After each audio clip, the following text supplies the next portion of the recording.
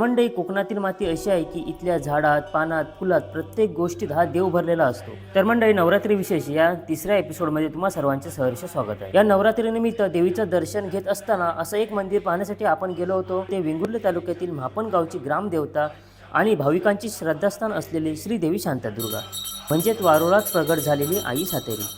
श्रीदेवी शांतादुर्गा ही समस्त वेंगुर्ल्यातील एक जागृत देवस्थान म्हणून प्रचलित आहे।